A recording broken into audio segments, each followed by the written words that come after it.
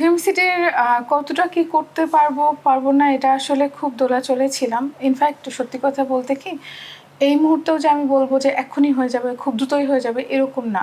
কিছু প্রসেসের ব্যাপার থাকে যেগুলো করতে সময় লাগছে, এবং যেহেতু সরকার একটা ভঙ্গুর অর্থনৈতিক অবস্থা পেয়েছে এসেই আমাদের সরকার, তো ওনাদেরও একটু সময় যেহেতু লাগছে, কিন্তু ওনারা কিছু কিছু সংস্কারের ব্যাপারে কিছু কিছু উদ্যোগে খুবই মানে দ্রুত পদক্ষেপ নিচ্ছেন। তার মধ্যে সিনেমা নিয়ে একটা, এবং আমাদের মাননীয় মন্ত্রী মহোদয়, মাননীয় প্রতিমন্ত্রী মহোদয়, এনারা কিন্তু আমাদের সিনেমার ব্যাপারে খুবই সদয় এবং এই জিনিসটা নিয়ে খুব আগ্রহী ওনারা বরাবরই। এবং তার চেয়েও সবচেয়ে আশার ব্যাপার যেটা, আমাদের মাননীয় প্রধানমন্ত্রী, আপনারা জানবেন যে এবছর যখন আমরা চলচ্চিত্র দিবস উদযাপন করলাম, তখন কিন্তু আমি খুব বলেছিলাম যে আমাদের যত খারাপ অবস্থা হোক না কেন, আমি জানি যে সিনেমার জন্য সুদিন এসে গেছে। আমার দেশের প্রধানমন্ত্রী তার ফ্যামিলি নিয়ে যখন আমার দেশের হলে সিনেমা দেখতে যাচ্ছেন, তখন তো এটা আসলে তাদেরকে উৎসাহিত করা। উনি বেলি ডোরে নাটক দেখতে গিয়েছেন, উনি শিল্প সংস্কৃতিকে কিন্তু উৎসাহিত করছেন।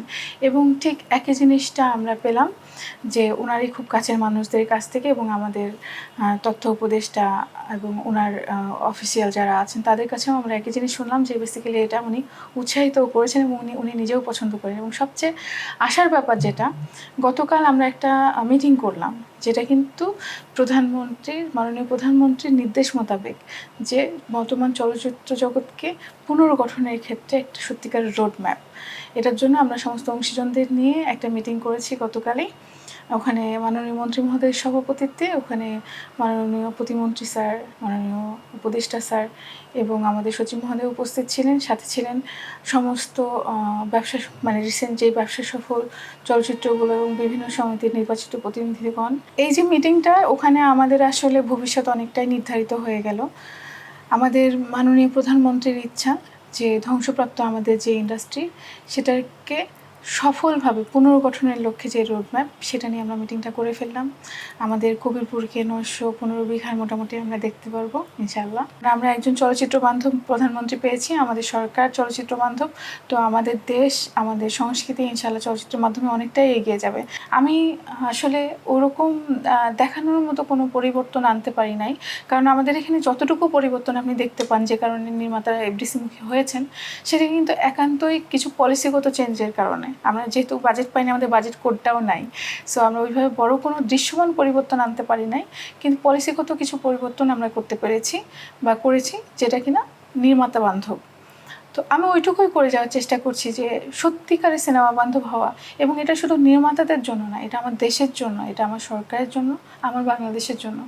কারণ বাকি সব দেশ তাদের কালচারকেই কিন্তু পৃথিবীর বুকে উপস্থাপন করার মাধ্যমে তাদের অন্যান্য ব্যবসায়ও এগিয়ে গেছে। তা আমার দেশের কালচার এত সমৃদ্ধ, আমাদের ঢাকাই শাড়ি, আমাদের রসগোল্লা, আমাদের কালাভুনা কোনো দেশের থেকে তো কম নয়। তো এগুলা সিনেমার মাধ্যমেই বিশ্বব্যাপী এই বাজারটা ধরা সম্ভব।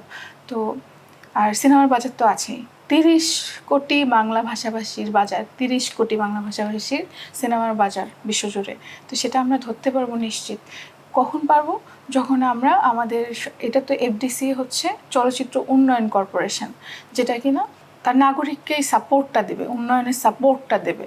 তো সেই সাপোর্টটার সাথে সাথে সরকারও যেমন লাভবান হবে, আমার নির্মাতারাও কিন্তু লাভবান হবেন। কারণ বাইরের যে কোনো জায়গায় কাজ করার থেকে এফডিসিতে তারা কম হ্যাসেলে, আর্থিক এবং অন্যান্য ঝামেলা কম পোহাতে হয় তাদের কাজ করতে গেলে, তারা কিন্তু কম খরচে এখানে ভালো কাজ করতে পারেন। এবং এটা শুধুমাত্র তাদের জন্য লাভ হচ্ছে তা না, তারা যখন তাদের কাজের মাধ্যমে আমার দেশের কালচারকে বিশ্বব্যাপী উপস্থাপন করবেন, সেটা তো আমার সরকার, আমার দেশেরও লাভ, তাই না?